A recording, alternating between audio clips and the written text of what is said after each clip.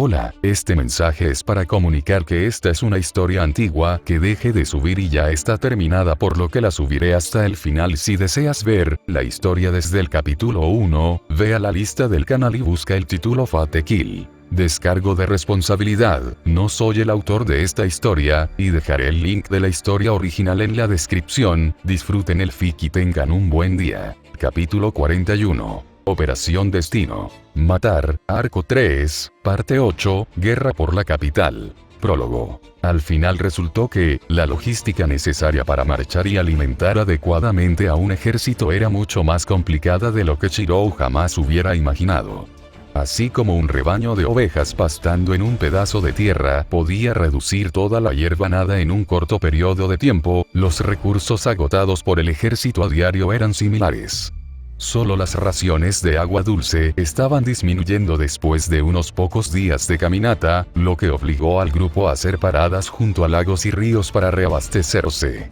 Los caballos de carruaje, separados de la raza principal de caballos de guerra, también necesitaban tiempo para pastar y tener energía para tirar de los carros de suministros. El ejército en marcha también se vio obligado a buscar asentamientos rurales para reabastecer sus raciones, lo que aumentó aún más los retrasos. La comida se limitaba a carnes curadas como cecina dura y panes duros para evitar que se estropearan, lo que significaba que las comidas frescas ahora estaban lejos y en el medio. Como mínimo, los soldados comunes y corrientes no podrían disfrutar de ese lujo. Luego estaban los aspectos técnicos. Un ejército no marchaba solo como una entidad única, sino como una fuerza fluida y dinámica. Se tuvieron que crear divisiones de izquierda y derecha para evitar cualquier maniobra de flanqueo enemiga, y especializaciones como infantería, jueces de línea, caballería y guardabosques, por ejemplo, tuvieron que colocarse adecuadamente en la formación del ejército para que fueran más efectivas. Hombres y mujeres entusiastas de las aldeas donde habían adquirido suministros podían desempeñar estos roles, pero eso ponía en duda la capacitación adecuada. Era mejor no tener ninguna unidad que una no entrenada y perjudicial. Por esta razón el ejército en marcha había rechazado tácitamente el alistamiento de estos ansiosos jóvenes. Sin embargo, era bastante extraño que cuanto más se acercaba el ejército a la capital, menos jóvenes parecían obligados a unirse a su causa. Uno podría pensar que con la pura corrupción de la capital, estos hombres y mujeres se lanzarían a contribuir, pero a veces parecía que algo andaba mal. De todos modos, la fatídica marcha continuó. La fuerza creciente era todo un espectáculo desde la distancia, con nubes de polvo y grava levantadas a su paso. Sin embargo, esto se debió menos a los soldados y más a los propios preparativos de Shirou. Varias yuntas de bueyes atados a un robusto carro sujeto a imponentes huesos dejaron profundos surcos a su paso. El gran tamaño de los huesos que arrastraban la yunta de bueyes y sus cuidadores los hacía parecer torres de asedio desde la distancia. Muchos de los oficiales y fuerzas militares que no lo sabían lo habían asumido, pero todos los cercanos a Shirou habían aprendido que estos huesos tenían otro propósito. Estos eran los restos finales de los huesos de las bestias peligrosas que Kaya había obtenido después del conflicto con Eiwa y los domadores de bestias peligrosas de Agesi. Eran el último y mayor trozo de huesos de bestia peligrosa que Shirou tenía en su poder para alimentar su hechicería. Para esta batalla, iba a hacer todo lo posible. Con un suministro constante de energía, no se desmayaría hasta que esos huesos se redujeran a nada, y se viera obligado a usar sus propias reservas limitadas nuevamente. Ya había aprendido la lección cuando Sdeat lo capturó y sabía que debía tener cuidado. Todas las cosas consideradas. Fue una suerte que Sdeat fuera quien lo secuestrara en lugar de cualquier asesino contratado por Honest. Era demasiado vulnerable en un estado agotado para arriesgarse a eso en este tipo de guerra. Con esto en mente, Shirou había hecho todos los preparativos, dejando solo el viaje y la batalla por librar para reflexionar. Y ciertamente, estos dos objetivos eran imperativos para él, pero eso no significaba que fueran los más imperativos para los demás. En el transcurso del viaje, Shirou había notado que muchos marchaban junto a él, ya sea a caballo o a pie, con emociones encontradas. Cada uno tenía sus propios pensamientos que considerar y planes para el futuro si no terminaban muertos. Por supuesto, esto también incluía no llevarse ningún arrepentimiento a la tumba. Cuando termine esta guerra, ¿te casarás conmigo? Shirou tuvo que tomarse un momento para parpadear cuando surgió esa pregunta. Selka montaba a caballo a su lado, manteniendo el ritmo del caballo en el que cabalgaba Shirou. Su rostro estaba plagado de tensión, esperanza y ansiedad, su cabeza gacha y sus ojos incapaces de encontrarse con los de él, pero constantemente mirando hacia arriba. Claramente había pasado mucho tiempo deliberando sobre esto. Todos los que estaban cerca de repente parecieron congelarse cuando las palabras salieron de la boca de Selka, la mayoría retrocedió y unos pocos elegidos parecían como si alguien acabara de destriparlos. La propia Akame casi se cae de los árboles, donde estaba siguiendo atentamente al ejército. Sin embargo, eso no disminuyó la velocidad con la que su atención y la de todos los demás pasaron de la marcha a las escuchas sutiles. Selka se retorció. Shirou, como persona en cuestión, estaba en un aprieto. Solo podía fingir ignorancia hacia los avances de Selka durante un tiempo, pretendiendo que no se había dado cuenta de sus intentos de sondearlo antes, pero ahora que la muerte tal vez escondía su cabeza en esta guerra, ella había seguido adelante y decidido ser franca. Era mejor haberlo dicho e intentarlo, que potencialmente ser asesinado y nunca tener la oportunidad. No importaba lo tranquila que Selka intentara fingir, cualquiera podía notar lo tensa que estaba, como si estuviera lista para salir corriendo, pero su coraje aún no había desaparecido. Desafortunadamente, cuanto más prolongado era el silencio, más decaía su coraje y más metía el cuello entre los hombros. Shirou tenía que tomar una decisión.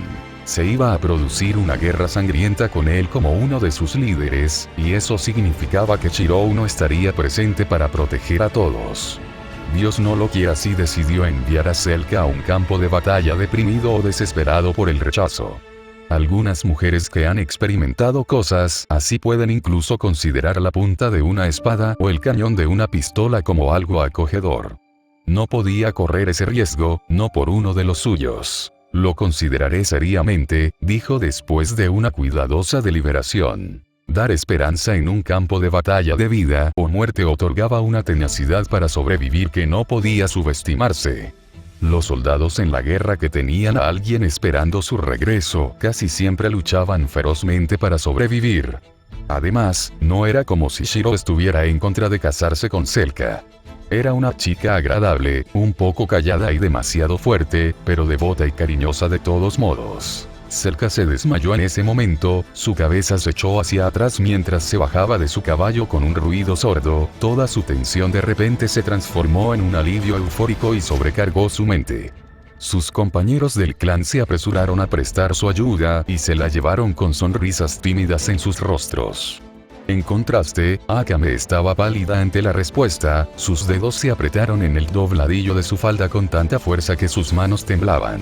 Por su parte, Shirou sí notó la repentina caída en el humor de Akame, pero no pudo hacer la conexión. Incluso si Shirou pudiera leer lo que Akame estaba pensando, eso no significaba que entendiera lo que ella estaba sintiendo. Akame estaba demasiado impasible y tenía problemas para mostrar expresiones. Era difícil saber si estaba feliz o triste solo por sus rasgos, a menos que esa fachada se rompiera. En todas las interacciones que Shirou había tenido con Akame, ella nunca había transmitido, ni en silencio ni en voz alta, interés en él como socio. Esdeat se había adelantado, Selka había reunido su coraje, pero Akame estaba estancada después de perder el contacto con sus emociones. No ayudó que las únicas veces que Akame revelara una preocupación genuina por el bienestar de Shirou fue cuando fue herido o secuestrado, todo lo cual podría denotarse por la importancia que tuvo como el próximo emperador. Esta era simplemente la realidad. No se sabía cuántas personas dejaron pasar la oportunidad de tener una relación de esta manera.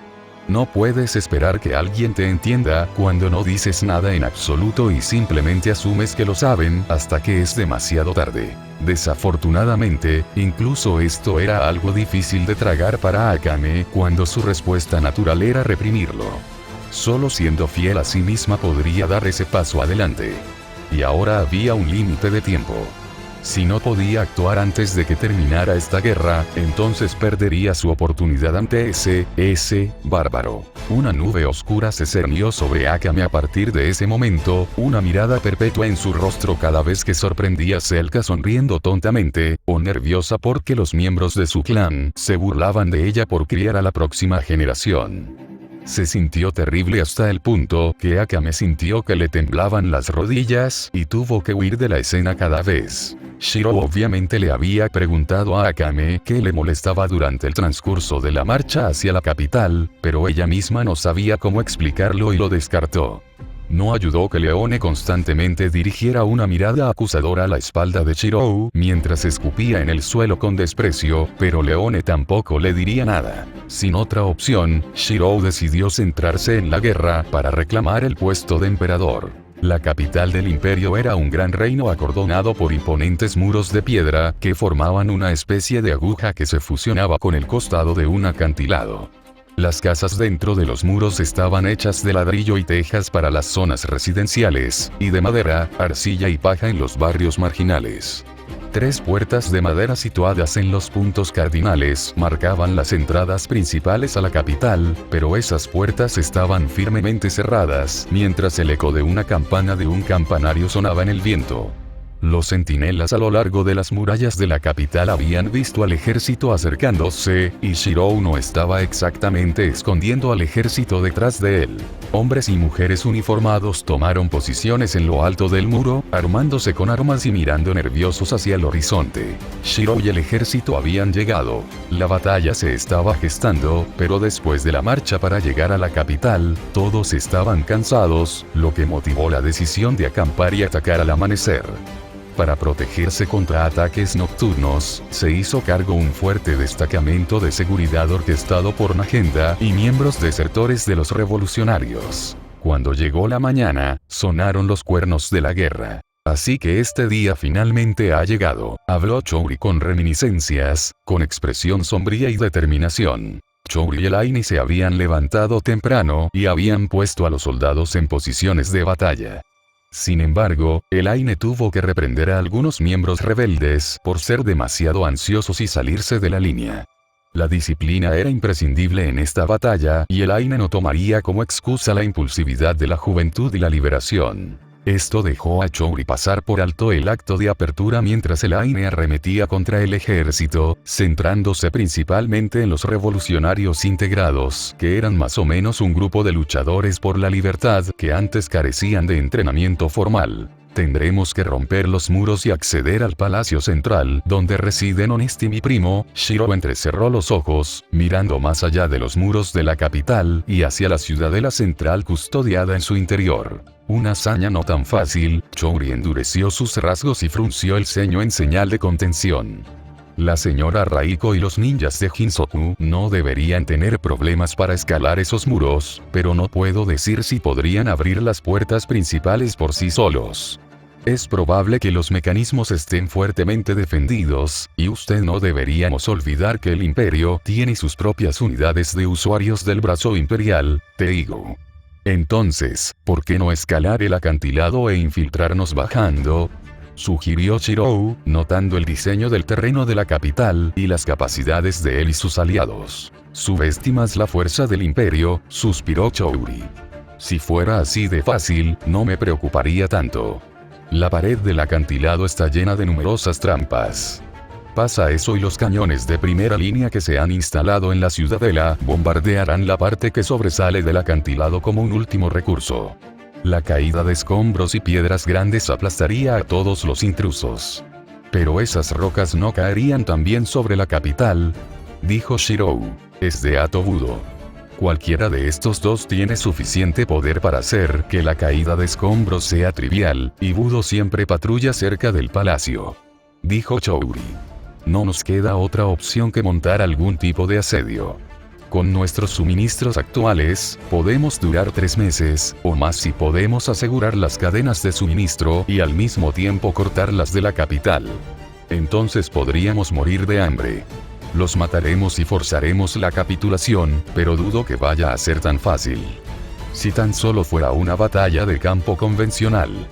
Tomar los muros puede significar perder una cuarta parte o más del ejército. Una batalla de campo. Shirou terminó asintiendo con la cabeza, calculando su suministro de energía mágica de los huesos de la bestia peligrosa y tomando una decisión. Déjame ese asunto a mí. La primera respuesta de Chouri no fue expresar dudas después de las hazañas que había visto realizar a Shirou, sino que expresó preocupación. No debes esforzarte, advirtió Chouri solemnemente, desviando su mirada del campo de batalla y fijando sus ojos en Shirou con firme determinación. Es mejor que mantengas tu atención centrada en Sdeat si decide desplegarse en lugar de tomar el mando de la defensa de la capital. Shirou respondió así. Entonces, ¿cuántos morirían intentando escalar esos muros? Chouri no respondió, el silencio se extendió entre ellos en señal de entendimiento tácito. Shiro negó con la cabeza. Déjame hacer lo que pueda, Chouri. Estas personas no están peleando esta guerra para morir, sino para tener la oportunidad de vivir sus vidas. Cambiaré toda la batalla de un asedio a una convencional, pero dejaré el mando contigo y con el Aine mientras me protejo contra Sdeat. Muy bien. Chouri no quiso discutir. Un rey ideal que luchaba por el bien de su pueblo era aquel al que admiraba de todo corazón. Has seguido voluntariamente mis arreglos hasta este momento, así que lo haremos a tu manera. Gracias. Shirou se preparó para lo que estaba por venir. La guerra para poner fin a los conflictos estaba al alcance de la mano. Ya nada era exactamente igual que antes. En la capital se estaban gestando corrientes subterráneas, y un arma como ella no necesitaba entrometerse en cosas por las que preferiría que la mataran antes que entenderlas. Su nombre era Kurome, una niña vendida como esclava y luego criada como presagio de la muerte. Ella era parte de una división de asesinatos facilitada por una iniciativa del imperio orquestada por los altos mandos. Incluso poseía un Teigu capaz de infundir terror en sus enemigos y convertirla en un ejército de un solo hombre. O al menos, una unidad o compañía entera de soldados. En cualquier caso, sus habilidades significaban poco en el gran esquema de las cosas. Su papel era seguir siendo útil o correr el riesgo de ser eliminada y asesinada por debilidad. El imperio bajo el gobierno del primer ministro Nest era un lugar bastante duro. Puedes ser reemplazado o asesinado fácilmente sin ton ni son si te cruzas con la persona equivocada. Era un verdadero infierno de lugar. Y efectivamente, en cada misión se corría el riesgo de morir. Kurome entrecerró los ojos desde lo alto de los muros de la capital. Estaba estacionada en la cortina interior, donde observaba a través de una de las aspilleras modificadas en baterías de armas. A la vista y opuesto a las fuerzas de la capital, había un ejército al que ningún asesino se infiltraría ni enfrentaría por sí solo. El ejército estaba bien preparado y su número se extendía por toda la ladera oriental. Al menos una docena de equipos de artilleros estaban girando y colocando carros de artillería y líneas de torretas. Un escrutinio más detenido revelaría que varias tropas de primera línea vestían uniformes revolucionarios estándar, pero más atrás y estacionadas en las alas izquierda y derecha estaban sin duda personas de Wakoku. El rumoreado emperador advenedizo había unido a los clanes en guerra. Chasqueando su lengua, Kurome se apartó de la rendija y se dirigió a una torre de la esquina para tener una mejor vista con la esperanza de formular mejor un plan para regresar con vida. Kurome era parte de una de las iniciativas más nuevas del imperio conocida como los Jaegers, un equipo de élite encargado de la eliminación silenciosa de objetivos de alto perfil. Su intención principal había sido contrarrestar las fuerzas asesinas de Night Raid, pero en este caso, tenían la tarea de cazar las cabezas de los generales enemigos en el caos de la batalla. Para matar a un gigante, solo hay que apuntar a la cabeza. Así que ahí es donde fuiste. Una voz sacó a Kurome de sus cavilaciones, pero incluso entonces, mantuvo su cara de póker. Uno de sus nuevos socios de los Jaegers, un hombre llamado Wave, simplemente no pudo entender la pista. En esta profesión no se hacen verdaderos amigos para no experimentar el dolor de perderlos. Ah, claro, era un chico de un pueblo pesquero costero en las afueras de la capital, no. Sus rasgos ingenuamente optimistas y su personalidad alegre hicieron que la comprensión fuera bastante evidente. Kurome ya no tenía energía para molestarse. Hablas demasiado, murmuró. Y tú muy pequeño.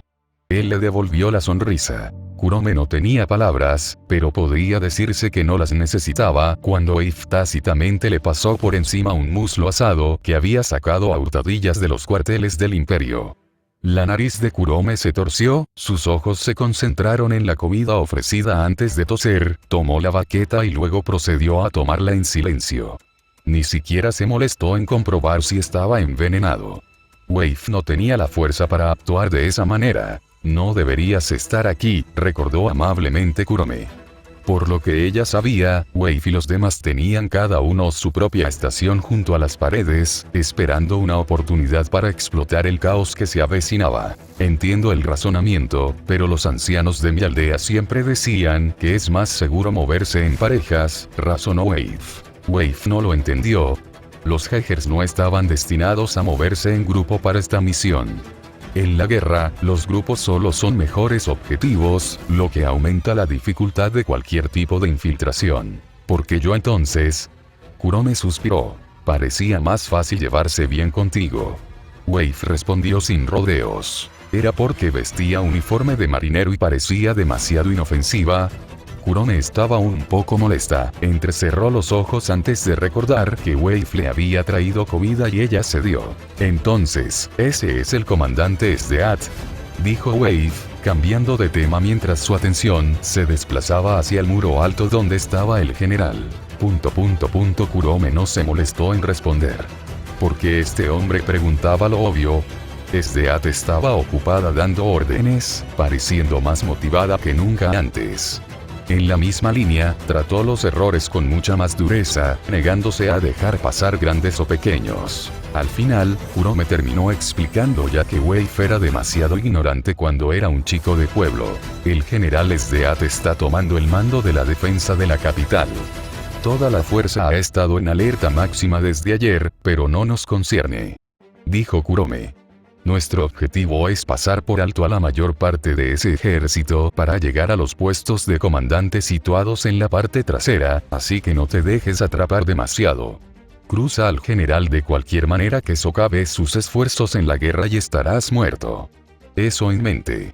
Wave asintió rígidamente, incapaz de ubicar a alguien con la expresión que Sdeat le estaba poniendo a un comandante tan severo. Sin embargo, la atención de Kurome y Wave pronto se volvió a centrar en las acciones del enemigo. Sin importar qué, Kurome sabía muy bien que nunca pasarían estos muros y fortificaciones. Desde que se establecieron los establecimientos de la capital, nunca se habían traspasado estos muros. Sonaron cuernos a lo lejos, seguidos por el ondeante ondear de estandartes que llevaban el escudo del imperio fundador. Las tropas enemigas avanzaron sus líneas, la infantería blindada al frente y los exploradores estableciendo posiciones en la retaguardia. De poco serviría debido al espesor de los muros de la capital. Sdeat levantó un brazo, indicando a los tiradores del imperio que apuntaran. Los cañones giraron y la artillería comenzó a cargar perdigones de acero, esperando órdenes para disparar. Inesperadamente, las tropas enemigas que avanzaban rompieron una línea para que un solo hombre pudiera pasar y avanzar solo. Kurome entrecerró los ojos, notando que el atuendo que vestía el hombre lo hacía parecer alguien de alta posición. Chouri se había superado a sí mismo. Como uno de los hombres más longevos del imperio actual, su conocimiento del pasado era tan extenso como su conocimiento.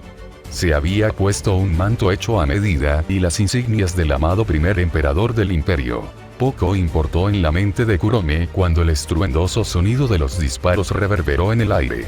Agujeros del tamaño de una bola salpicaban el suelo con agujeros profundos justo delante de la figura que se acercaba, pero la expresión del rostro del hombre se mantuvo sin cambios. Un disparo de advertencia, se convenció Kurome, observando la forma en que el hombre desconocido y Sdeat se miraban uno frente al otro en lados opuestos. Uno daba la impresión de una bestia salvaje, y el otro, la fría tranquilidad de una espada desnuda. ¿Qué esperaba hacer este hombre?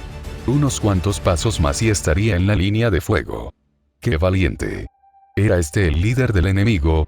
¿Ese advenedizo que dice ser el legítimo emperador? ¡Qué tonto!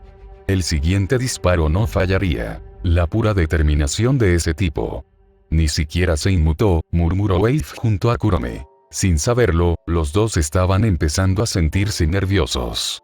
Su intuición les estaba advirtiendo que algo andaba mal en todo esto.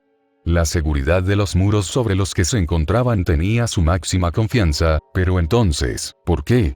Porque se sentía como si hubieran entrado en el alcance del enemigo y estuvieran expuestos. Una voz resonó en el viento. Soy el hueso de mi espada.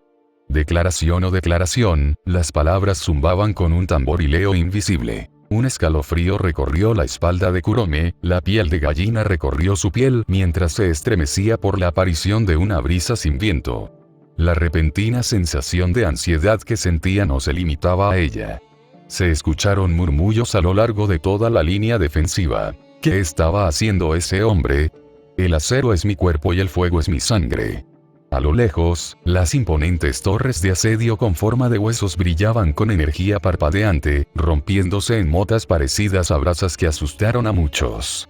Para todos los efectos, nadie podría detectar ningún tipo de Teigo en la persona del hombre para causar todo esto. Más bien, el hombre simplemente había extendido su brazo hacia adelante. He creado más de 1000 espadas.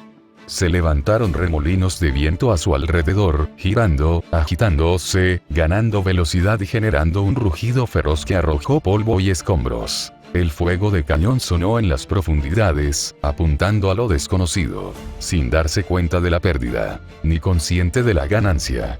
Los ojos de bronce brillaron, el brillo púrpura se deshizo en un efímero escudo de pétalos que rechazó el asalto. ¿Era ese su Teigu? No, algo todavía no encajaba del todo bien. Kurome se apartó de las paredes, corriendo apresuradamente hacia un mejor punto de vista y entrecerrando los ojos. Esas palabras, ese sentimiento, había oído hablar de algo similar antes. Aquí no. No en la capital, sino antes de que ella y su hermana mayor fueran vendidas como esclavas por sus padres. Historias contadas al lado de la cama o reverenciadas junto a una fogata agonizante. Una furiosa aura azul estalló alrededor del hombre como una antorcha. Magia. Soportó el dolor para crear armas, esperando su llegada. No fue real. No podría ser. Patrones en forma de circuitos brillantes comenzaron a trepar por la piel del hombre, como nunca antes había visto. No me arrepiento, este es el único camino. Un fuego como nunca antes surgió de los vientos arremolinados, parpadeando y volviéndose cada vez más fuerte antes de expandirse rápidamente. Toda mi vida fue un anillo de fuego. Kurome levantó los brazos para protegerse la cara justo cuando el diámetro del anillo de llamas la envolvió a ella y a la totalidad de la pared frontal del imperio donde los defensores permanecían estacionados. La guerra misma cambiaría en un destello de luz cegadora. Obras ilimitadas de Vlade. Gracias por leer y gracias a mis nuevos patrocinadores. Pira y Ghost Trekker. Próxima actualización. Más allá de la puerta. Patreon.com/Parcasius. Enlaces de libros. Legado Destino Oscuro. California. El Pico Solitario. Nuevo libro. Disponible en Amazon. Eliminar guión en el enlace. Reflexión del registro del superviviente. Amazon.com/dp/b08bddgn7z.